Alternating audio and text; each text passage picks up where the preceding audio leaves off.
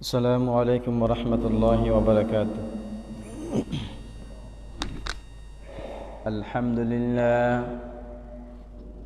الحمد لله الذي جعل الشمس والقمر بحسبان والنجم والشجر يسجدان وفضل زمانا على زمان كما فضل مكانا على مكان وإنسانا على إنسان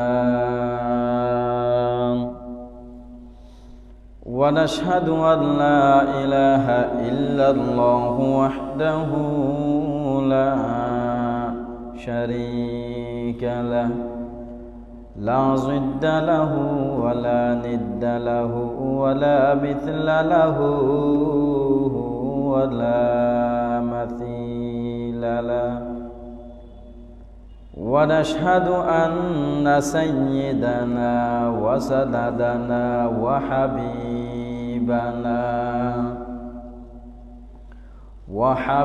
ربنا وطبيب قلوبنا ومولانا محمدا عبده ورسوله صلى الله تبارك وتعالى عليه وعلى آله وأصحابه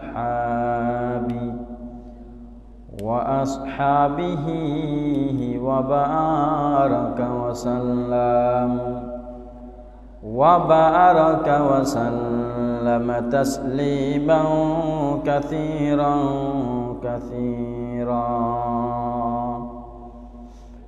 أما بعد فأعوذ بالله من الشيطان الرجيم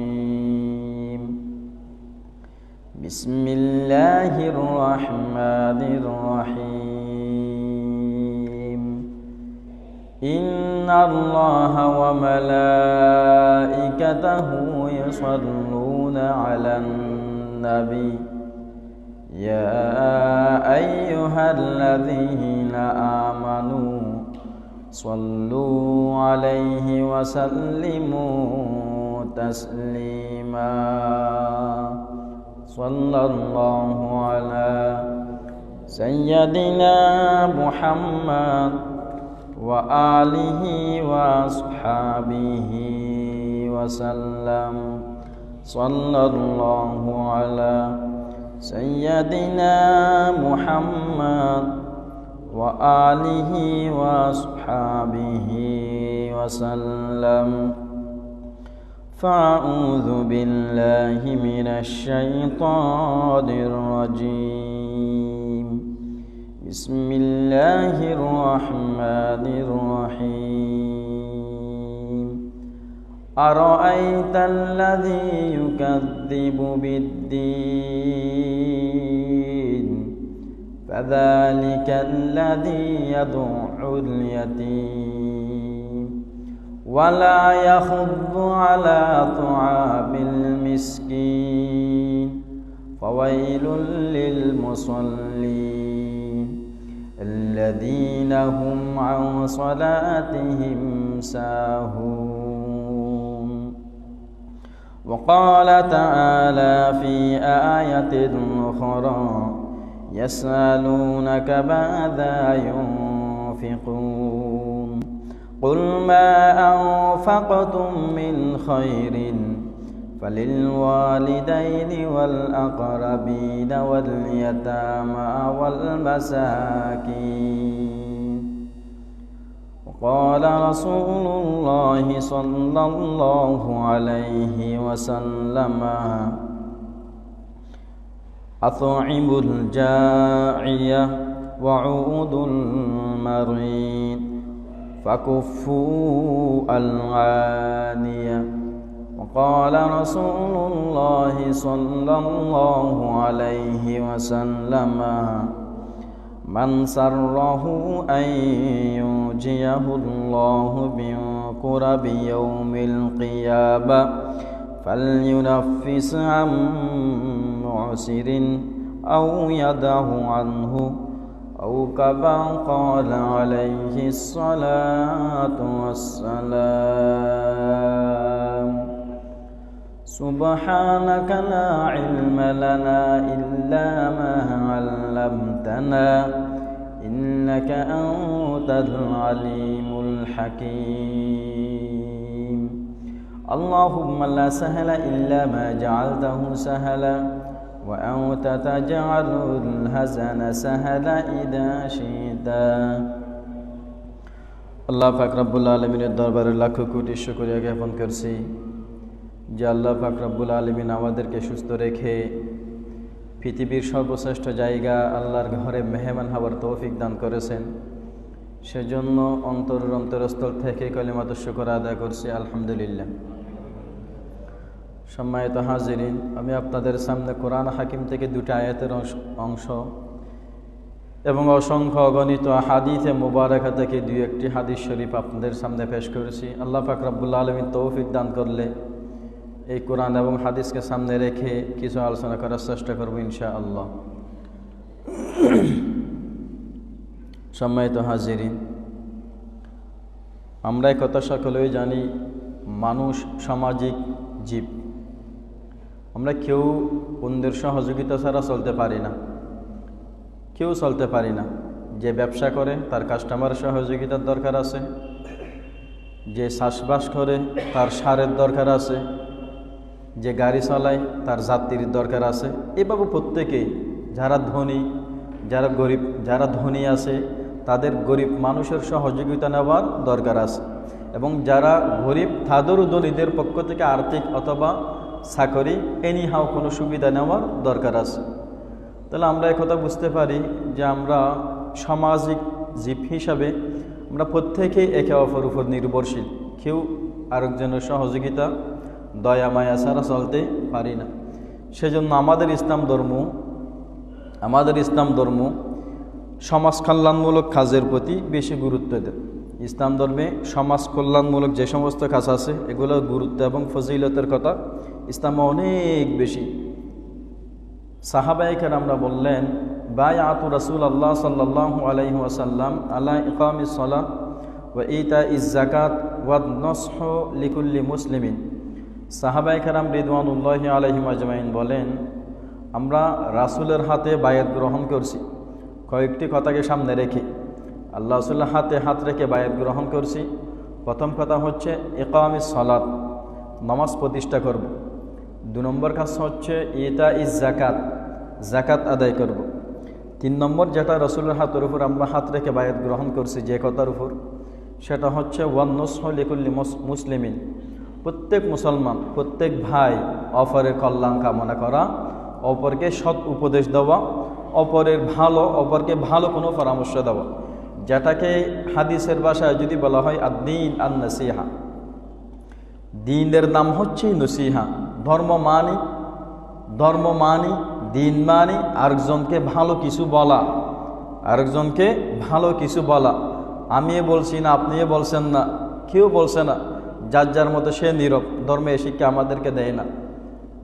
ধর্ম আমাদের শিক্ষা দেয় ওয়ান নসহু লিকুল্লি মুসলিমিন, প্রত্যেক মুসলমানকে সৎ উপদেশ দেওয়া, ভালো পরামর্শ দেওয়া। বিপদগামী হচ্ছে তাকে বিপদ থেকে দূরে রাখা, অকল্যাণ চলে যাচ্ছে অকল্যাণ থেকে কল্যাণের দিকে নিয়ে আসা। এটা হচ্ছে সাহাবায়ে কেরাম রিদওয়ানুল্লাহি আলাইহিম আজমাইন বলেন, এই সমস্ত কথাকে সামনে রেখে আমরা রাসূলুল্লাহ সাল্লাল্লাহু আলাইহি ওয়াসাল্লামের হাতে বায়াত গ্রহণ করছি। সম্মানিত হাজিরিন, ইসলাম যে সমস্ত সমাজ কল্যাণমূলক কাজের জন্য আমাদেরকে উদ্বুদ্ধ করে, সেখানে প্রথম হচ্ছে এতিমের লালন পালন, এতিমকে লালন পালন করা। এতিমের অন্ন, বস্ত্র, বাসস্থান, শিক্ষা, চিকিৎসা থেকে শুরু করে অন্যান্য সেবা যেগুলো আছে এগুলো এতিমকে দেওয়া। ছোট ছেলে মারা গেছে, বাবা নাই, মা নাই, এতিম হয়ে গেছে, সমাজে কেউ তাদের দিকে তাকায় না, সমাজের গুরুত্বপূর্ণ অংশে তাদের কোনো অবদান নাই, সমাজের গুরুত্বপূর্ণ দাওয়াতে তাদের কোনো অংশগ্রহণ নাই। ইসলাম এই সমস্ত কথাগুলাকে কঠোরভাবে নিষেধ করে। ইসলাম যেহেতু সমাজ কল্যাণমূলক ধর্ম, সে হিসাবে ইসলাম বলে সর্বপ্রথম এতিম যারা আছে এতিমদের দায়িত্ব নাও, এতিমদের দায়িত্ব নাও। এখানে পাশাপাশি আল্লাহ রাসূল সাল্লাল্লাহু আলাইহি ওয়াসাল্লাম এবং আল্লাহ তাআলা খুব খারাপ ভাষায় বলছেন, যারা এতিমদের সম্পদ ভক্ষণ করে খাচ্ছে, এতিমদের সম্পদ এতিমদেরকে না দিয়ে বিভিন্ন তালবাহানা করে নিজের নামে লিখে নিচ্ছে। আল্লাহ মাফ করুক, অনেক জায়গায় আমরা দেখতে পাই যে বাবা মারা গেছে, ছেলে এখনও এতিম, ছোট, দায়িত্ব চাচার হাতে, দায়িত্ব ফুফির হাতে। বাবা মারা যাওয়ার সময় বাবার 5তলা বিল্ডিং ছিল অথবা কোনো অ্যাসেট ছিল, এখন বাচ্চারা এখনও ছোট, দায়িত্ব যে পাইছে, মামা হোক, খালু হোক, চাচা হোক, তারা যথাযথ দায়িত্ব পালন করে না, নিজে কিছু রেখে দেয়। শুধু রেখে দেয় তাই না, তাদেরকে বঞ্চিত করে। কোরআন হাদিসে তাদেরকে অভিশপ্ত বলা হয়েছে, যারা এতিমদের সম্পদ ভক্ষণ করে। এতিমদের সম্পদ যারা খায়, কোরআনের ভাষায় তাদেরকে বলা হয়েছে তারা এতিমদের সম্পদ খায় না, তারা আগুন খাচ্ছে, জ্বলন্ত আগুন খাচ্ছে। তো যে কথা বলতে চাই, যেটা আমাদের প্রত্যেকের দায়িত্ব, আমাদের আশেপাশে এতিম আছে, এতিমদের সহযোগিতা করা, টাকা পয়সা নাই, স্কুল মাদ্রাসার দায়িত্ব নিয়ে নেওয়া, অথবা কোনো শিক্ষা প্রতিষ্ঠানে লেখাপড়া করে তার সম্পূর্ণ ব্যয়ভার বহন করা। এটা সামাজিকভাবেও করা যায়, পার্সোনালিও করা যায়। যার যেভাবে অ্যাবিলিটি সেভাবে করতেই হবে। ইসলাম এই জিনিসটা নিশ্চিত করে। এতিম মানে সে নিঃস্ব নয়, বাবা নাই কি হয়েছে, সমাজের যারা সমাজপতি যারা আছে তারা এই এতিমের যত দায়িত্ব আছে, বাবা যে সমস্ত দায়িত্ব আদায় করত, সমাজিরা, ভাইরা, পাড়া প্রতিবেশীরা এই দায়িত্বগুলো আদায় করবে।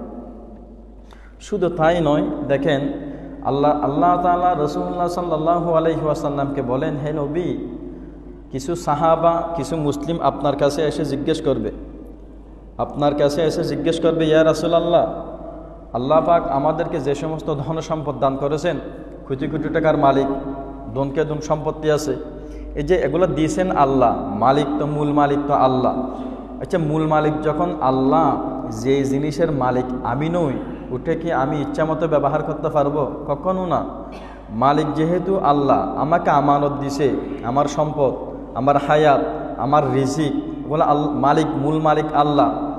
আমার বিল্ডিং আছে, জমিন আছে, গাড়ি আছে, টাকা পয়সা আছে, আল্লাহ তাআলা আমাকে মেধা দিছে, ক্যাপাসিটি দিছে, ভালো ব্যবস্থা করছে বিধে আমি এগুলার মালিক। তো আমি তো মূল মালিক নয়, আমি তো ইজারা নিছি, এগুলা তো আমার কাছে আমানত। তো আমানতের জিনিসটা আমি তো ইচ্ছা মতো মূল মালিকের পরামর্শ ছাড়া, মূল মালিকের অনুমতি ছাড়া আমি তো এগুলা ব্যবহার করতে পারবো না।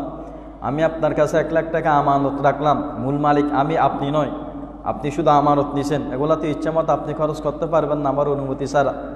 ঠিক আল্লাহ পাক রব্বুল আলামিন এই জিনিসগুলা বোঝা যাচ্ছেন, হে নবী, আপনি আপনার উম্মতদেরকে বলে দিন, ইয়াসআলুনাকা মাযা ইউনফিকুন, মুসলমানরা, সাহাবায়ে কেরামরা, হে নবী, আপনার কাছে এসে জিজ্ঞেস করবে, ইয়া রাসূলুল্লাহ, প্রতি মাসে তো 5 লাখ টাকা ইনকাম হচ্ছে, প্রতি মাসে 10 লাখ টাকা ইনকাম হচ্ছে, প্রতি মাসে কয়েক মন ধান ইনকাম হচ্ছে, এগুলার ব্যয় পদ্ধতি আছে কিনা? এগুলো আমি কি মন মতো ব্যয় করতে পারবো যেখানে ইচ্ছে সেখানে, নাকি ইসলাম কোনো একটা রূপরেখা নির্ধারণ করে দিয়েছে কিভাবে ব্যয় করব? এই কোরআন, ইসলাম আমাদেরকে একটা রূপরেখা দাঁড় করিয়ে দিয়েছে। রূপরেখা সেটা কি? কুল, হে নবী, আপনি বলে দিন, মা আনফাকতুম, তোমরা যা ব্যয় করো, হে উম্মত, হে বান্দা, তোমরা যা ব্যয় করবো সেখানে সর্বপ্রথম ব্যয় হবে মা আনফাকতুম মিন খাইর, তোমাদের ব্যয়ের মধ্যে যে সমস্ত টাকা পয়সা তোমরা খরচ করতেছো, ব্যয় করতেছো, সেখানে সবচেয়ে বেশি উত্তম ব্যয় হবে ফালিল ওয়ালিদাইন, মা বাবার জন্য ব্যয় করা। মা বাবার জন্য ব্যয় করা সবচেয়ে বেশি উত্তম। আমরা একটা কথা সকলেই জানি না, অপচয় ইসলামে হারাম। ইন্নাল মুবাজ্জিরিনা কানু ইখওয়ানাশ শায়াতিন, যারা অপচয় করে তারা শয়তানের ভাই, একথা আমরা সকলেই জানি। কিন্তু ইসলাম, আল্লাহ পাক রব্বুল আলামিন মা বাবার মহব্বত সন্তানের প্রতি এত বেশি আরোপ করে দিয়েছেন যে কোনো সন্তান যদি মা বাবার ক্ষেত্রে অপচয় করে কোনো অসুবিধা নাই। সুবহানাল্লাহ।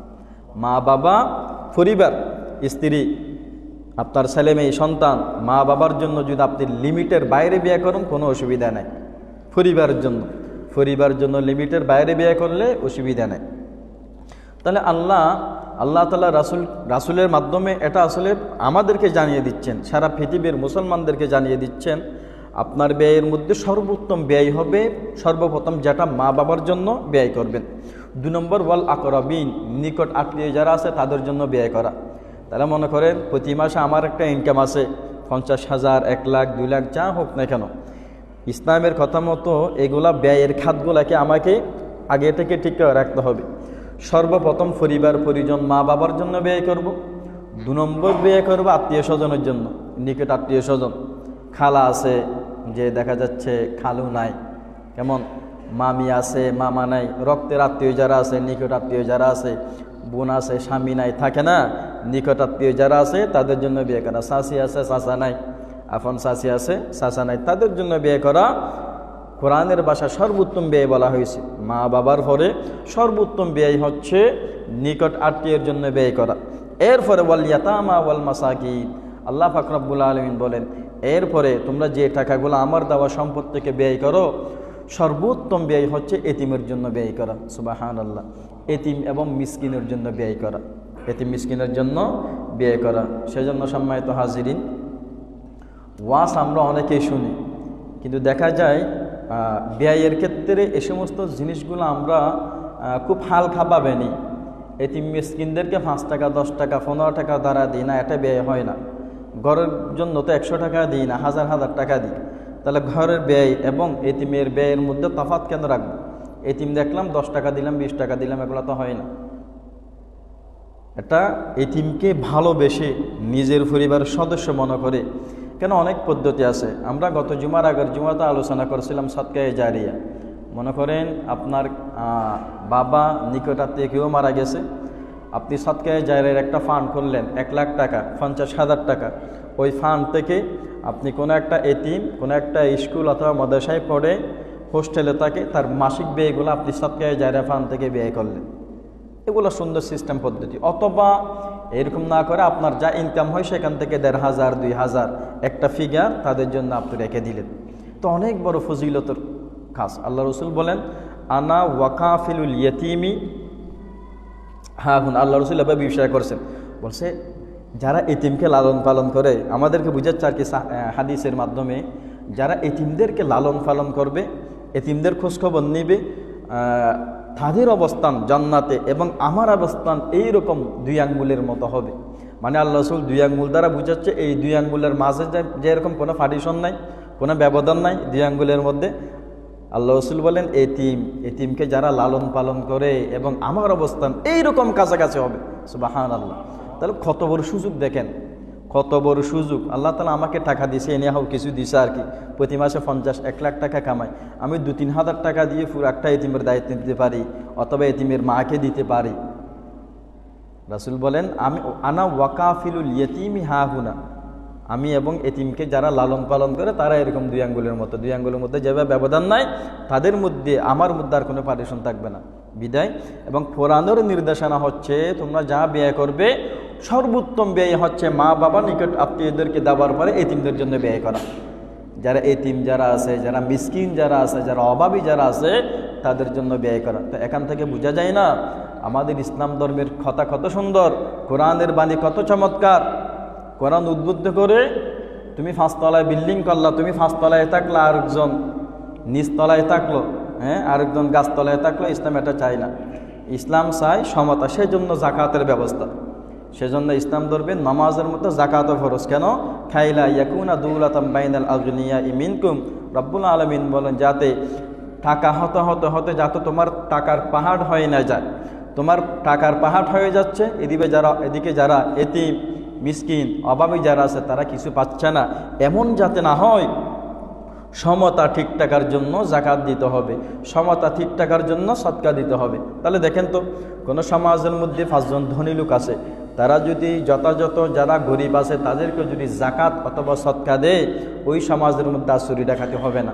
ওই সমাজের মধ্যে মানুষে মানুষে মিল মোহাব্বত, ভালোবাসা, হৃদ্যতা সৃষ্টি হবে। কেন? কোরআনের বিধান মতো আমল হচ্ছে। সেজন্য ইসলাম এতিমের দায়িত্ব নেওয়া, এতিমের সেবা করা, এতিমের চিকিৎসা, এতিমের শিক্ষা থেকে শুরু করে এতিমের যা যা প্রয়োজন এগুলার ব্যয় বহন করাকে ইসলাম সর্বোত্তম ব্যয় বলে ইসলাম এগুলাকে আরোপ করেছে। 2 নম্বর, সমাজ কল্যাণমূলক যে সমস্ত কাজের দিকে ইসলাম আমাদেরকে অনুপ্রাণিত করে, উৎসাহ যোগায়, 2 নম্বর হচ্ছে বিধবাকে সহায়তা দান করা। বিধবা, স্বামী মারা গেছে, কোনো অ্যাসেট নাই, এরকম প্রত্যেক সমাজে আছে, প্রত্যেক পাড়ায় মহল্লায় আছে, কিন্তু দুঃখজনক সত্য আমরা এগুলোর দিকে খেয়াল করি না। আমরা খেয়াল করি কিভাবে ইনকাম, এই মাসে 50 হয়েছে, আগামী মাসে কীভাবে সাহিত্য করব, মানে দুনিয়ার প্রতিযোগিতা, দুনিয়ার মোহ, দুনিয়ার লাভ চাচ্ছি, কিন্তু এই দুনিয়ার লাভের মাধ্যমে যে আখিরাতের লাভ হয় সেটা চাচ্ছি না। তাহলে 2 নম্বর কাজ হচ্ছে বিধবা সেলাই কাজ জানে, আপনি একটা 8,000 10,000 টাকা দিয়ে একটা সেলাই মেশিন কিনে দিলেন, সে কোনোরকম ওটা দিয়ে জীবনযাপন করে, অথবা একটা গরু কিনে দিলেন, যদি ছাগলের পরিবেশটাকে ছাগল কিনে দিলেন, হাঁস মুরগি কিনে দিলেন, এগুলো খুব সিম্পল কাজ, ইজি কাজ, আমরা আমল করি না, তো সেজন্য এগুলো মাথায় রাখি না, খেয়ালও করি না। তো এই সমস্ত আলোচনার উদ্দেশ্য হচ্ছে আমল করা। শুধু শোনার নাম দিন নয়, শোনার নাম ধর্ম নয়, আমল করার নাম ধর্ম। শুনছি তো জানার জন্য তো শুনতে হবে, জানার জন্য পড়তে হবে, না হয় শুনতে হবে। আমি জানিও না, আমি কেন জানি না, নিজেও পড়ি নাই, শুনিও নাই, কোনো আলেমের মুখ থেকেও শুনি নাই, তাহলে সেই হিসাবে আমরা অনেক পিছনে, আমাদের ঈমান দুর্বল, অনেক পিছনে। ইসলামের কথা স্টাডির মাধ্যমে, বই পুস্তকের মাধ্যমে পড়তেও চাচ্ছি না, আবার শুনতেও চাচ্ছি না, মানব কীভাবে? পড়তেও চাচ্ছি না, শুনতেও চাচ্ছি না, মানব কীভাবে? মানার তো আলহামদুলিল্লাহ মানার মতো অনেক এবিলিটি আছে। ইসলামে এত অল্প কিছু ছোট ছোট কাজ আছে, আল্লাহর দরবারে এগুলার মাপকাঠি অনেক বেশি। আমরা গত জুমাতে আলোচনা করছিলাম, আল্লাহ তাআলা আমাদেরকে যে সমস্ত নিয়ামত দান করছেন, সেখানে গুরুত্বপূর্ণ নিয়ামত হচ্ছে এই হায়াতটা। আমরা যে দুনিয়াতে বেঁচে আছি, এটা একটা গুরুত্বপূর্ণ নিয়ামত। এর সে আরো বড় নিয়ামত হচ্ছে শুধু বেঁচে থাকাটা নিয়ামত না, শুধু বেঁচে থাকাটা নিয়ামত নয়, বেঁচে থাকার মধ্যে ঈমান থাকতে হবে। বেঁচে থাকার মধ্যে হায়াত আছে, ঈমান নাই, আমল নাই, এই হায়াতের কোনো দাম নাই, এই হায়াতের। নাস্তিক মুনাফিক যারা আছে তাদের হায়াতের কোনো দাম আছে? বরং তারা দুনিয়াতে আসার চেয়ে না আসা ভালো ছিল। হায়াত আছে, ঈমান নাই, বেঈমান দুনিয়াতে আসার চেয়ে না আসা ভালো ছিল। প্রশ্ন করতে পারেন যে হুজুর আপনি এই কথাটা কোত্থেকে বলছেন? কোরআনের কথা থেকে বলছি। কোরআনের ওয়ায়াকুলুল কাফির ইয়া লাইতানি কুনতু তুরাবা, কিয়ামত দিবসে, বিচার দিবসে মানুষটা যখন দেখতে পাবে যারা দুনিয়ার মধ্যে আমল করছিল, ঈমান আমল ছিল, তারা যথাযথ আল্লাহর কাছে মর্যাদা পাচ্ছে, জান্নাত পাচ্ছে। পক্ষান্তরে যারা দুনিয়ার মধ্যে হায়াত ছিল, জীবন ছিল, বেঈমান ছিল, বেআমল ছিল, তারা দেখতে পারবে জাহান্নামের মধ্যে স্থায়ীভাবে চলে যাচ্ছে। তখন তারা আফসোস করে, দুনিয়ার মধ্যে তো নজলে বহুত গমত, এই দুনিয়ার হায়াতিয়ান আল্লাহ নদিলে বহুত গমত। আর বলবে ইয়া লাইতানি কুনতু তুরাবা, আদিয়া যদি আল্লাহরা মাটি বানিয়ে ফেলাইতো, আজকে যদি আল্লাহ আমাকে মাটি বানিয়ে ফেলাতো, তাহলে দেখেন দুনিয়ার যে হায়াতের মধ্যে ঈমান নাই, ওই হায়াতকে আমরা ডাস্টবিনে ছুঁড়ে মারব। দুনিয়ার যে জীবনের মধ্যে ঈমান আমল থাকবে না, ওই হায়াতকে, কোরআনের কথা, আল্লাহর কথা, ওই হায়াতকে ডাস্টবিনের মধ্যে ছুঁড়ে মারব, মাটি হতে চাইব। আল্লাহ আমাদেরকে মাটি বানায় ফেলতো, যেভাবে গরু ছাগলদেরকে বিচার আচার করার পরে মাটি বানায় ফেলানো হবে, এইভাবে আমাদেরকে মাটি বানাতো। সেজন্য বড় নিয়ামত হচ্ছে হায়াত, এর সেই বড় নিয়ামত হচ্ছে ওই হায়াতের মধ্যে ঈমান থাকতে হবে। বেঈমানে হায়াতের কোনো দাম নাই, মুনাফিকি মার্কা হায়াতের কোনো দাম নাই। সেজন্য হায়াতের দামের কথা কেন বললাম?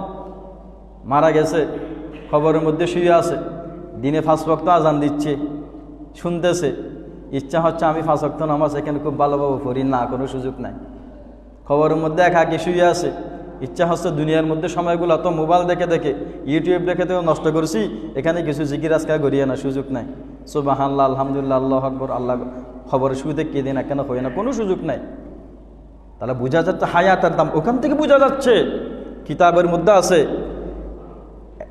মানুষ যদি জীবনে হায়াতে একবার আল্লাহ শব্দ উচ্চারণ করে আসমান জমিনে মর্দবর্তী যত জায়গা আছে সমস্ত কিছুর সেই দামি একবার আল্লাহ বলা। সুবহানাল্লাহ। তো হায়াতের মর্ম কখন বুঝবো? মারা গেলে, কবরে গেলে বুঝবো। তো বুঝলে তো আর কোনো কাজ হবে না। এতন হায়াত আছে আল্লাহ নহতো আজান দেয় মিকে জর্গে দিয়ে না, খবরের মধ্যে মনে হতো ফাঁসত্ব নামাজ একেবারে টাইম মতো ফিরে হামনো। আমাদের তওবা কবুল হবে সাকারাতের আগ পর্যন্ত। সাকারাতের সময় তওবা করলে আর কবুল নব। সারা জীবন সুদ করছিল, ঘুষ করছিল, বেনামাজি ছিল, সাকারাতের মুহূর্তে বুঝতে পারছে হাই আজকে তার কোনো উপায় নাই, বুঝতে পারছি চলেই যেতে হবে, হাত পা নিস্তেজ হয়ে গেছে, হাত পা নিস্তেজ হয়ে গেছে। মালাকুল মউত এই মুহূর্তে জান নিবে।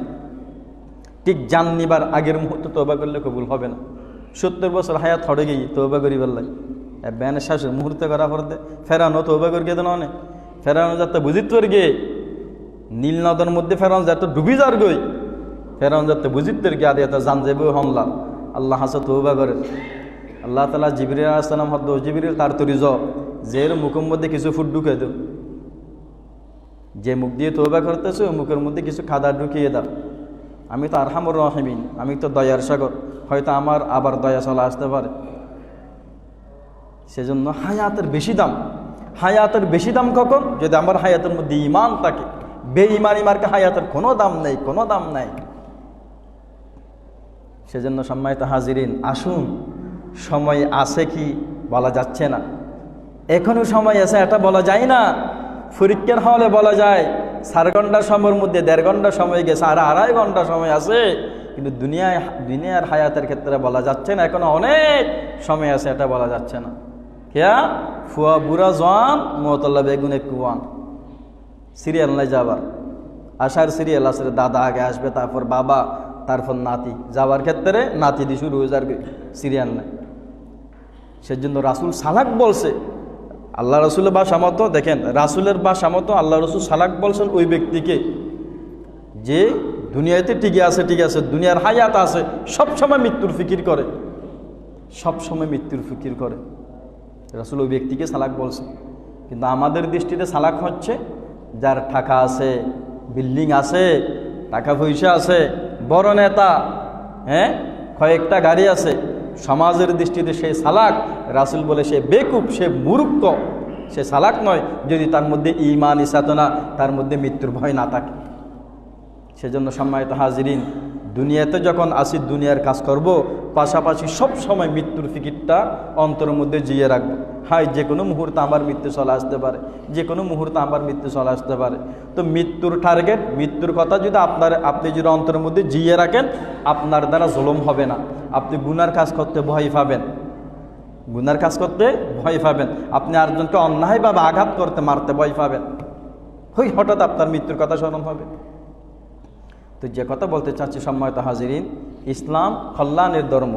ইসলাম আরেকজনকে সহযোগিতা করা, আরেকজনকে কল্যাণ করাকে জান্নাত প্রাপ্তির জন্য টার্গেট বানাইছে। সুবহানাল্লাহ, জান্নাত পাওয়ার টার্গেট বানাইছে অন্য মুসলমানকে সহযোগিতা করা। সুতরাং সম্মানিত হাজিরিন, আসুন এতিম খুঁজি, বিধবা খুঁজি, একা না পারলে 10 জন মিলিত হই, 10 জন মিলিত হই, অথবা কোনো সমিতিকে পরামর্শ দিই, কোনো সংগঠনকে পরামর্শ দিই, আরে ভাই আসো আমরা 20 জন আছি, 25 জন আছি, একজন 1000 টাকা করে দিলে, 2000 টাকা করে দিলে 30-50,000 টাকা হয়ে যায়, একটা দুটা এতিমের 1 বছরের দায়িত্ব হয়ে যায়, কিংবা একটা বিধবার ব্যবস্থা হয়ে যায়। সম্মানিত হাজিরিন, রাসূল সাল্লাল্লাহু আলাইহি ওয়াসাল্লাম যারা বিধবাকে সহযোগিতা করে তাদের ব্যাপারে কি চমৎকার হাদিস বলছেন। ক্বালা রাসূলুল্লাহ সাল্লাল্লাহু আলাইহি ওয়াসাল্লাম আসাই আলাল মালাতি ওয়াল মিসকিন কাল মুজাহিদি ফি সাবিলিল্লাহ। আল্লাহ রাস্তায় যারা মাঠে ময়দানে তরবারি নিয়ে যুদ্ধ করে, আল্লাহ রাসূল বলেন তার সেই বেশি উত্তম হচ্ছে ওই ব্যক্তি যে এতিমকে সময় দেয়, যে বিধবাকে সহায়তা করে। সুবহানাল্লাহ, সুবহানাল্লাহি ওয়া বিহামদি। জিহাদের সেই উত্তম বলছে। অন্য হাদিসের মধ্যে রাসূল কথা বলছে, দিনে রোজা রাখছে, রাতে নফল নামাজ পড়ছে, দিনভর রোজা ছিল, রাতভর ইবাদত করছে, তার সেই বেশি উত্তম কোন একজন বিধবা এতিমকে সহযোগিতার জন্য চলে যাওয়া। সুবহানাল্লাহ। সম্মানিত হাজিরিন, চাইলে ভালো কাজ করতে চাইলে অনেক কিছু আছে। আপনাদের ফান্ড আছে, সমিতি আছে, সমিতির মধ্যে 50,000 টাকা আছে, অথবা টাকা না থাকুক, আপনি উদ্যোগ নিলেন, আপনার কথায় সাড়া দিয়ে 20 জন 25 জন টাকা দিল, টাকাগুলো আপনি কি করছেন, হসপিটালে চলে গেছেন। আমিরাত মামনি আছে, হ্যাঁ, আর বিভিন্ন হসপিটাল আছে না, বিভিন্ন হসপিটালে গিয়ে খবর নিচ্ছেন, এখানে ভর্তি আছে, বেশি অভাবী কারা, গরিব মানুষ ভর্তি আছে না, টাকা পয়সা নাই, দিনমজুর ভর্তি আছে। তো আপনি আল্লাহর ওয়াস্তে সুন্দর করে ওখানে রিসিপশনে বলে দেন, আপনি নিশ্চিত হলেন উনি এতিম, নিশ্চিত হলেন উনি বিধবা, নিশ্চিত হলেন টাকা পয়সা নাই, নিশ্চিত হলেন ফকির মিসকিন, বিল আসছে 5,000 6,000 টাকা, এটা আপনার জন্য কিছু না, তাদের জন্য বড় একটা পাহাড়। আপনি আল্লাহ ওয়াস্তে এই কাজটা করে দেন না, অনেক দিয়ে নিয়ে ফেসবুকে দিয়ে না পড়েন, মানুষেরও হওয়া না পড়েন, আল্লাহর দফতর তো লেহি ফেলে গিয়ে। হ্যাঁ, যদি আপনি মনে করেন ফেসবুকে আপনার প্রচারের মাধ্যমে আরও কিছু ভাইয়েরা উৎসাহ দিচ্ছে, আরও কিছু ভাইয়েরা টাকা পয়সা দিচ্ছে আপনার কাজের দিকে দেখে, তখন ফেসবুকে করে অসুবিধা নাই। সেজন্য আমি ও কথা বলতে চাচ্ছি, সম্মানিত হাজিরিন, জান্নাত পাওয়ার সুযোগ আমাদের অনেক। কিছুক্ষণ আগে বললাম না, রাসূল বলল না, এতিমের যারা লালন পালনকারী তাদের অবস্থান আমার অবস্থান একসাথে। সেজন্য সম্মানিত হাজিরিন, আসুন, কাজ করতে হবে, বসে থাকলে হবে না, কাজ করতেই হবে, বসে থাকলে হবে না। একাকি পারলে ভালো কথা, একাকি না পারলে সামাজিকভাবে অথবা কোনো একটা সংগঠনের আদলে অথবা কোনো সমিতির আদলে গিয়ে আমরা যারা অনাথ, এতিম, মিসকিন যারা আছে তাদেরকে সহযোগিতা করব। লাভ কি দেখেন, লাভ কি, একটা চমৎকার হাদিস শুনে আপনাদের। ক্বালা রাসূলুল্লাহ সাল্লাল্লাহু আলাইহি ওয়াসাল্লাম, ওয়াল্লাহু ফি আউনিল আবদি মা কানাল আবদু ফি আউনি আখি। আল্লাহ আমাকে আপনাকে ততক্ষণ পর্যন্ত সাহায্য সহযোগিতার হাত বাড়িয়ে দিবে যতক্ষণ পর্যন্ত আমি আর আপনি আরেকজনকে সহযোগিতা করি। সুবহানাল্লাহ, আরেকজনকে সহযোগিতা করতেছি, আল্লাহ আমার এমন একটা বিপদ থেকে আমাকে বাঁচাইছে, এই বিপদ থেকে বাঁচানোর ক্যাপাসিটি কারো নাই। রাসূলের চমৎকার হাদিস। আমি আরেকজনের জন্য মাথা কামাচ্ছি, আরেকজনের জন্য হাঁটতেছি, আরেকজনকে সহযোগিতা করার জন্য পরামর্শ করতেছি, রাসূলের কথা মতো আল্লাহ তাআলা তোমার যা যা সহযোগিতার প্রয়োজন হয়, এ কেন হোক ও কেন হোক, দুনিয়াতে হোক অথবা আখিরাতে হোক, সমস্ত সহযোগিতার দায়িত্ব আল্লাহ নেবে। সেই জন্য সম্মানিত হাজিরিন, কত চমৎকার হাদিস, কত চমৎকার কথা। আমি আমার অ্যাবিলিটির মধ্যে যা আছে তা দিয়ে একটু চেষ্টা করি। সেজন্য ইসলাম মানবতার ধর্ম, ইসলাম সামাজিক কথা বলে। সমাজের আপনার যে রাস্তা আছে, রাস্তা থেকে 2টা ইট উঠে গেছে, হয় না এরকম, ইট উঠে গেছে, যে কোনো পথচারী অথবা সাইকেল মোটরসাইকেল কখনো পড়তে পারে। আপনি কখন চেয়ারম্যান করবে, মেম্বার করবে, বসে থাকবেন না, 2টা ইট সেখানে বসাই দিন। বলো কত বড় সোয়াব, কত বড় সোয়াবের কথা। কেন আপনি মানুষের উপকার করলেন। রাস্তা দিয়ে যাচ্ছেন, একটা গাছ পড়া আছে, কেউ খবর নিচ্ছে না, ওদিকে গাড়ি আটকে আছে, এদিকে গাড়ি আটকে আছে, ছা থেকে বেগুনে অনুসুন্দর নিজন ফেললে 500 টাকা 1000 টাকা 2 দিন মজুর ঠিক করিয়ে রে ওয়াইনে গড়ি দাও, ই সৎকায় জারিয়া না অনেক এ তোমার এখন বড় সোয়াবের কথা। মানুষের কষ্ট দূর করে গন্ধে, মানুষের কষ্ট দূর করছেন। আল ইমানু বিদউন ওয়া সাবউনা শুবা, ঈমানের অনেক শাখা আছে। ফা আফজালুহা কাউলু লা ইলাহা ইল্লাল্লাহ, সর্বোত্তম শাখা হচ্ছে লা ইলাহা ইল্লাল্লাহ বলা। ওয়া আদনাহা ইমাতাতুল আযানি তরিকি, সর্বনিম্ন শাখা হচ্ছে রাস্তা থেকে কোনো কষ্টদায়ক জিনিস সরিয়ে দেওয়া। সুবহানাল্লাহ। রাস্তার মধ্যে ফেরাক আছে, রাস্তার মধ্যে কেউ ভুলে ফেরাক ফেলাই দিছে অথবা খাটা আছে, আপনি এগুলো সরাই দিছে, রাসূল বলেন বড় ইমানদারিবে হতাটা আর হইও না। রসুল ইমানদারি হিসেবে সাক্ষী দেয় খেয়া মানুষের উপকার করিয়ে দে, আর জন উপকার করে দিয়ে দে। সেজন্য সম্মানিত হাজিরিন, রাস্তা আটকাবেন না। আপনার রাস্তা দিয়ে অন্য গ্রামের মানুষ যায়, রাস্তা আটকাবেন না। এগুলো আমাদের সমাজে একটা ওই দিনই শিক্ষার পরিবেশ না থাকার কারণে হয়তো মুরব্বীরা ভুল বলছে, রাস্তায় আটকা ফেলার মাঝখানে পার্টিশন দেন, আর রাস্তায় তোমারা কিনলে যাবে কেয়া মানুষ তো আর বেগুন মুসলিম ভাই হদ্দিন আর বাড়ি ইন্দি ঠেলে কে দিন ইন্দি 70 কেমন করি। সেজন্য আল্লাহর ওয়াস্তে রাস্তা আটকাবেন না, জান্নাত আল্লাহ তাআলা আপনার রাস্তা আটকাবেন। হাদিসের মধ্যে রসুল বলছে, এগুলো আমরা বারবার আলোচনা করি, উম্মত তোমার 2টা রাস্তা আছে চলাচলের জন্য, একটা রাস্তা যথেষ্ট হয়, আরেকটা রাস্তা ফিরে দিয়ে দাও, আরেকটা রাস্তা ফিরে দিয়ে দাও। এখন আমাদের দুর্ভাগ্যজনকভাবে জান্নাত থেকে আমি বুঝি না আল্লাহ তাআলা আমাদেরকে কি দেখে জান্নাত দিবে। একজনের জায়গায় কিনছে, আপনার জমিন দিয়ে যেতে হয়, উনি বেচারা আপনার থেকে শুধু 3 হাত রাস্তা চাচ্ছে, একটা 3 হাত জায়গা চাচ্ছে একটা রাস্তা করার জন্য। কিয়ামত উল্লে ফেলার নদের সেরগুনটিয়া বাড়া দিব হদ্দ দিতে নসার দিলেন ছিল গিয়ে দিত। অন্তর মধ্যে আল্লাহর মহব্বত, রসুল হাদিসের মহব্বত এজ অন্তর মধ্যে নডুকে। সেজন্য কেউ যদি আপনাদেরকে এই পরামর্শ দেয় জায়গা সহজ নদীবি, হ্যাঁ আটকে রাহিবি, আপনি বলবেন তুমি আমার বড় শত্রু, এটা শয়তানি কথা। শয়তানারা মানুষের মধ্যে দ্বিধাদ্বন্দ্বের কথা বলে। তুমি যত বড় লয়ার হও না কেন, তুমি শয়তানি একটা পরামর্শ দিছো আমাকে, ইসলামী পরামর্শ দিতে পারো নাই, রাসূলি পরামর্শ, ঈমানি পরামর্শ দিতে পারো না। সেজন্য সম্মানিত হাজিরিন, বাড়ি বানাইছে একজনে 4 ঘন্টা জায়গা কিনে, কিন্তু আপনার রাস্তা দিয়ে যেতে হয়, আপনার জমিন নিয়ে যেতে হয়। রসুলের কথা মতো তোমার জমিন বেশি তালিবের তিনাতে এনে দি ফেলো, কেয়া বিনিময় আল্লাহ তাআলা জান্নাতে দিব। আর যে হাদিসে কিছুক্ষণ আগে পড়লাম, আল্লাহ ততক্ষণ পর্যন্ত আরাধ্য অনর সহযোগিতা করিব যত না এবারে সহযোগিতা করি, তো এবারে সহযোগিতা করি দেরি। হাদিসের কথার মধ্যে কথা আসতেছে না, আমি সহযোগিতা করছি, আমি 3 হাত জায়গা দিব ওনাকে সহযোগিতা করছি। সেজন্য সম্মানিত হাজিরিন, এই কাজগুলা করবেন না, আল্লাহর ওয়াস্তে এগুলা করবেন না, বাধা দিবেন না, রাস্তার প্রতীকদেরকে বাধা দিবেন না। আপনার জমিন দিয়ে যাইতে হয়, আপনি সেখানে চাষবাস করে ফেলবেন না, ওনাকে 3 হাত জায়গা দিলে কি হয়, আপনার দুনকে দুন সম্পত্তি, নইলে জিনিস খাবাবি সন একখানি সম্পত্তি হওয়া 3 হাত জায়গা দিন পারে কে ওই ইমান এখন কলবন নড়ুকি বিচার আসার সালিশকের হুদুম মানুষ ধরা পড়ে, হুদিন টেনশন। রসুল হতে তোমার তো আখের তোমার এদিন টেনশন বুক করা পড়বে, যেদিন টেনশন, যেদিন লৌলানত বের দিয়ে দিন লৌলানত তত বুক করা পড়বে। সেজন্য সম্মানিত হাজিরিন, আসুন, ইসলাম যে মানবতার ধর্ম এটা আমরা কাজে কর্মে দেখাই। শুধু ওয়াজ করলে হবে না, একজন আরেকজনকে ওয়াজ করলে হবে না, কাজে কর্মে দেখায়। প্রয়োজনে বিড়েতুন 1 হাত 2 হাত ছাড়ে দিম, শুধু টার্গেট আল্লাহ রাজি করম, অহতা ছাড়ে দি অনর ফেবাল্লাই। কোরআন হাদিস শরীর ন জানি আলমুল মান মুগুতুন রসুল হতাউন অনর হতাউন হদা টার্গেট শুধু রাজাই বলে অনর সন্তুষ্ট করে নহদা।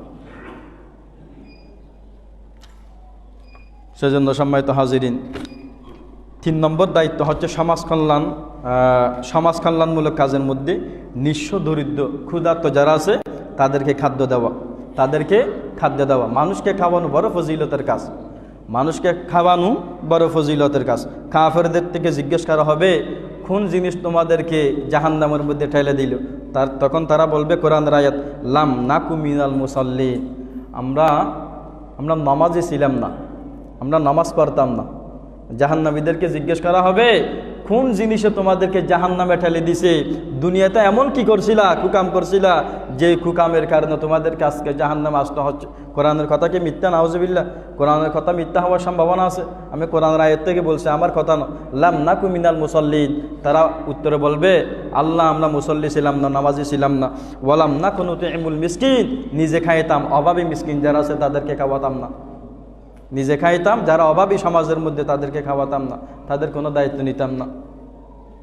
সেজন্য হাদিসে রাসূল বলেন, ওই ব্যক্তি পরিপূর্ণ ঈমানদার নয় যে নিজে পেট ভরে খায় কিন্তু তার প্রতিবেশী তার সমাজে ক্ষুধার্ত থাকে। সেজন্য সম্মানিত হাজির, খবর রাখেন, খবর নেন। আমরা ছোটোবেলায় দেখতাম, আজ থেকে 10-15 বছর আগে আমাদের আম্মুরা ভালো কিছু রান্না করলে সমাজের মধ্যে যারা মুরব্বী আছে, বয়স্ক আছে অথবা গরিব যারা আছে, পেয়ালা করে তাদের জন্য পাঠানো হতো। আমি জানি না এই ট্র্যাডিশনটা বর্তমান প্রজন্মের মধ্যে আছে কিনা, যদি না থাকে জারি করতে হবে, না থাকলে জারি করতে হবে। আপনি জারি করেন, আপনি শুরু করেন, আপনার দেখা দেখে আপনার বংশধর, আপনার দেখা দেখে আপনার বন্ধু, আপনার প্রতিবেশীরা শুরু করবে। খেয়ে শুরু করবে, সেটা নিয়ে বসে থাকবেন না। আমি মনে করি আমি ওয়াজ আমাকে করতেছি, আপনারা মনে করবেন ওয়াজ আপনাকে করতেছি। ফারসন আমি মনে করতেছি আমি ওয়াজগুলো আমাকে করতেছি, ওয়াজের কিছু নিয়ম আছে। আর আপনি মনে করবেন ওয়াজ আমাকে করতেছে, অন্য কাউকে করতেছে না। এগুলো বলার উদ্দেশ্য হচ্ছে আমল করা, নাহলে ওয়াজ শুনে যদি আমল না হয়, এই ওয়াজ আমার কোনো কাজ আসবে না। আর খলবের মধ্যে পরিবর্তন আসবে না, ঈমানের হালত পরিবর্তন হবে না, ঈমানের অবস্থা পরিবর্তন হবে না যদি আমার মধ্যে পরিবর্তন না আসে। আমার মধ্যে পরিবর্তন আসলেই ঈমানের অবস্থা পরিবর্তন হবে, আল্লাহর কাছে যেতে পারবো, কোরআনের মহব্বত সৃষ্টি হবে হৃদয়ের মধ্যে, থোড়া আসতে হবে। এরপর অন্য হাদিসের মধ্যে আল্লাহ রসুল বলেন, আল্লাহ রসুল থেকে সাহাবায়ে কেরামরা জিজ্ঞেস করলেন, আইয়ুল ইসলামি খায়র, ইয়া রাসূলুল্লাহ, ইসলামের মধ্যে কোন জিনিসটি উত্তম? আল্লাহ রসুল উত্তরের মধ্যে বলেছিলেন, কল তুতঈমুত তুআমা, পেট বরবাদ খাওয়াও, যারা খেতে পারে না, যারা নিঃস্ব, যারা অভাবী, যারা দরিদ্র ফকির মিসকিন, তাদেরকে খাওয়া মানে এখানে অনেক কথা আছে। মনে করেন সমাজের মধ্যে 30 জন গরিব আছে, কথার কথা আপনি তো 30 জনের দায়িত্ব নিতে পারবেন না। তাই আমি সেজন্য সংগঠন এবং সমিতির কথা এই জন্যই বলি, সংঘবদ্ধ কাজ হলে সেটা ইজি হয়ে যায়। মনে করেন সংগঠনের মধ্যে 30 জন আছে, তো আপনারা 30 জনকে মনে করেন 15টা অভাবী ঘর আছে, 15টা আছে, তাহলে 2 জন মিলে একটা করে দায়িত্ব দিলেন, তাহলে জিনিসটা ইজি হয়ে যায়। না খেয়ে কেউ থাকবে না, অভাবেই কেউ থাকবে না। আমাদের একজন ওস্তাদ দেখা যায় উনি নিজে বাজার করার সময় ওনার একজন খাদেমকে পাঠায়। তো ওই ওস্তাদে ব্যাগ দুটা ঠিক করে দেয়, এক ব্যাগের মধ্যে নিজের জন্য, আরেক ব্যাগের মধ্যে যার দিয়ে বাজার করায় তার জন্য, সেম বাজার। তাহলে দেখেন এই কোরআন মতো আমল, এগুলা হচ্ছে আসলে কোরআন হাদিস মতো আমল করা। দুটা ব্যাগ কিনে দে, টাকাও সমান। বলছে আলু 2 কেজি নিবে, 1 কেজি এখানে, আরেক কেজি এখানে। মাছ নিলে 2 কেজি, 1 কেজি এখানে, আরেক কেজি এখানে। দেখছেন কি সুন্দর চমৎকার নসিহা, চমৎকার শিক্ষা। সেজন্য আমরাও চাইলে এই শিক্ষাগুলো গ্রহণ করতে পারি। হ্যাঁ, আমার মনে করেন আমি কোনো অভাবীকে মাছ মাংস কিনে দিবার অ্যাবিলিটি নাই, কমসে কম ওই বেগুন আলু যা পারে তাও তো কিনে দিতে পারি। তো সেই হিসাবে 200 টাকা বাজেট করলেও 200 টাকা দিয়ে একটা অভাবীর 1 দিনের বা 2 দিনের দায়িত্ব নেওয়া যায়। মনে করেন আপনি 500 টাকা দিয়ে আপনার কোনো কাজিন, কোনো চাচাতো ভাই গরিব, তাকে 2টা ব্যাগ দিলেন, ওরা চা কিছু তরহারে আনবই, ব্যাগ দুনো তো আনলবি, এটা আরও 200 টাকা বাঁচা আনিব, চা তুলেও তোকে দায়িত্ব যেরকম, কোরআন মতো আমলও যেরকম, হাদিস মতো আমল হয়ে যাচ্ছে। সেজন্য আমরা বারবার বলি ইসলাম মানবতার ধর্ম, ইসলাম সামাজিক ধর্ম। ইসলাম সামাজিক ধর্ম, সেই জন্য তো ইসলামের জাকাতের কথা বলা হচ্ছে। জাকাত দেদাহার সমাজের না, জাকাত দেদাহার আত্মীয় স্বজনেরা। ইসলাম সামাজিক ধর্ম, সেই জন্য ইসলামের মধ্যে সৎকার কথা আছে, জাকাত সৎকার কথা আছে। সেজন্য সম্মানিত হাজির, এক হাদিসের মধ্যে আল্লাহ রাসূল বলেন, রোগীদের সেবা, রোগীদেরকে দেখতে যাবো, এটা একটা এবাদতও পাশাপাশি দায়িত্ব। সমাজের মধ্যে কেউ অসুস্থ রোগী, আমার আর আপনার দায়িত্ব হয়ে যাবে তাকে দেখতে যাওয়া। ফগরে টাকা পয়সা নাই, কমসে কম কাফালের মধ্যে হাত রেখে রাসূল যেভাবে দোয়া করে দিয়েছি, আল্লাহুম্মা আযহাবিল বাস রব্বান নাস ওয়াশফি আনতা শাফি লা শিফা ইল্লা শিফাউকা শিফা আল্লাহ তুগাদির সুকমা। লম্বা দোয়া যদি মনে না থাকে, কপালের মধ্যে হাত রেখে 7 বার বলেন না, লা বাসা তুহুর ইনশা আল্লাহ। ফগরের টিয়ানো হমস সহযোগিতা হিন্দু গরিতারির গো দোয়া ফরিফু দিয়ে রাজত গেফারি, ফগরের টিয়া আছে 500 টিয়া দিলাম, জাহালে যে রে গো ডাক্তার দেখাই আছে। সেজন্য আল্লাহ রাসূল হাদিসের মধ্যে বলেন, আতইমুল জাইয়া, যারা ক্ষুধার্ত, যারা অনাহারা আছে তাদেরকে তোমরা খাওয়াও।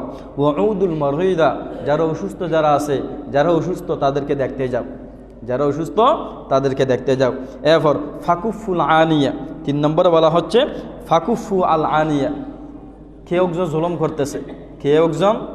করতেছে, তো যার উপর জুলুম করতেছে তাকে রক্ষা করো, যার উপর জুলুম করতেছে তার পক্ষে থাকো, জালেমের পক্ষে তাকিয়ে না, খবরদার জালেমের পক্ষে তাকিয়ে না। হাদিসের কথা, রাসূলের কথা। কিন্তু সমাজের কথা, আমাদের বর্তমান ট্রেডিশন যুগের কথা, জালেমের পক্ষে থাকবো। যার বল বেশি, মানুষ বেগুন মাতে 2 তারিখ হইতে, গরিবের তারিখ কেন মাতের, তো গরিবের দিকে কেউ কথা বলতেছে না। গরিব মানুষকে ধনী মানুষ মারছে, নেতা মারছে, বেগুনে নেতার পক্ষে, উবের পক্ষে অনেকে নেই, মজলুমের পক্ষে অনেকে নেই, মুসলিমের পক্ষে কেউ নাই, সবাই জালেমের পক্ষে। সেজন্য রহমত থেকে বঞ্চিত হচ্ছে। সেজন্য দিন দিন মানুষের প্রতি মানুষের আস্থা ভালোবাসা উঠে যাচ্ছে। সম্মানিত হাজিরিন, সর্বশেষ যে কথাটা বলে আমি শেষ করতে চাচ্ছি, সেটা হচ্ছে মানুষকে ঋণ দিন, মানুষকে ঋণ দেন, মানুষকে হলাদ দেন। তবে কথা আছে যে হুজুর আমি তো হলাদ দিবার মতো অ্যাবিলিটি আমার নাই, আমার থেকে আমার বন্ধু 10,000 টাকা চাইছে, আমি এটা আরেকজন থেকে নিয়ে দিছি, সেক্ষেত্রে টাকাটা যথাযথ দিতে হবে, আদায় করে দিতে হবে। যদি এমন হয় আপনার কাছ থেকে 1,000 2,000 টাকা চাইছে, আপনি লাখ টাকার মানুষ, বা 5,000 10,000 আপনার জন্য কিছুই না, দিন নফর ফুতি সব হদ সুবহানাল্লাহ। এসব আবার হতাই নজাই দিয়ে তো মারামারি দিয়ে মামলা মোকদ্দমা জেরগে সব দিয়ে নবুজিদ দিই যে 10,000 5,000 টাকা নদের বন্ধুত্বর মাঝখানে কেসিরি বন্ধুত্ব সম্পর্ক নষ্ট করি, ওই মামলার দা মারামারি হাড়াহাড়ি কেজের গে রসুল হদ্দে একটু চমৎকার হাদিসের মধ্যে ফেলাম দে, আল্লাহ রসুল হদ্দে জন্নাতে অকল জন্নত জনের পরে জন্নতের দরজার মধ্যে লেখাতাও বলে, একখান লেখাতা বোধে এই 10 গুণ সব ফেই দে বলে সৎকা দিয়ে নল্লাই, 10 গুণ সব ফে বোধে মানে যে হাম্মান গর্গিয়ে 10 গুণ ফে বোধে সৎকা দিয়ে নল্লাই, 18 গুণ সব বেশি ফে বোধে ঋণ দিয়ে নল্লাই। সুবহানাল্লাহ। শুধু মানুষও ঋণ দিয়ে দেয়, ওকে মানুষের প্রয়োজন দূর করে বিদেশ যা পরে টেয়া দিয়ে ব্যবসা করে অপূরণ আছে পূরণ করে দিয়ে ঋণ দিয়ে আল্লাহ বলে 18 গুণ সব বেশি দিব দিতে পারিব। তা আফসোস করিব বলে তখন ইস আর একখানে বেশি দিতে পারতাম ঋণ, এত ফজিলত আরো বেশি দিতে পারতাম। সেজন্য সম্মানিত হাজিরিন, ঋণ দিবেন, ঋণ দিয়ে যদি আপনার অ্যাবিলিটি, আপনার সামর্থ্য থাকে, তাকে সুযোগ দিবেন, কড়াকড়ি করবেন না। যদি এবার 1 সপ্তাহ লই না আপনি প্রয়োজন 1 বছর দে আরও যদি আপনার সুযোগ থাকে একবার মাফ করে দিবেন আল্লাহ তাআলাই আল্লাহ রাসূল হদ দিয়ে নুরুসিলে আল্লাহ তাআলা তোর গুনাহ মাফ করে দিব সুবহানাল্লাহ। তাহলে টার্গেট আহে বিন্দু ইয়ান ইতরা হাজার মাফ করি মানি ওই আর গুনাহ যাতে আল্লাহ মাফ করে দিই ইয়ান টার্গেটটা হিয়ে রে এই সমস্ত আমি নারা ঋণ দিম ঋণ দিয়া ফরিব কর্জা হাসানা দিয়া ফরিব ওয়াকরিদুল্লাহ কারদান হাসানা কোরআনের স্পষ্ট আয়াত আল্লাহ বলেন তোমরা কর্জায় হাসানা দাও। তো কর্জায় হাসানা কি? করজ মানে ঋণ, হাসানা মানে উত্তম সুন্দর। তো সুন্দর ঋণ কি? সুন্দর ঋণ হচ্ছে কাউকে ঋণ দেওয়ার পরে তাকে সময় বাড়িয়ে দেওয়া অথবা মাফ করে দেওয়া, যদি অ্যাবিলিটি থাকে তাকে মাফ করে দেওয়া, ওই কর্জগুলো আন্না নেওয়া। ঠিক আছে দিয়া নেবো রাখি দিই। আল্লাহ পাক রব্বুল আলামিন যা বললাম সর্বপ্রথম আমাকে আপনাদেরকে সমাজমূলক কাজের মধ্যে যাতে আমরা নিজে হলে ভালো কথা, আর নিজে না পারলে সামগ্রিকভাবে সামাজিক বিভিন্ন মানুষজন নিয়ে যাতে আমরা যারা অনাথ নিঃস্ব এতিম মিসকিন যারা আছে তাদের পাশে দাঁড়াতে পারি। আল্লাহ পাক রব্বুল আলামিন আমাদের সকলকে আমল করার তৌফিক দান করুক। ওয়া মা আলাইনা ইল্লাল বালাগ।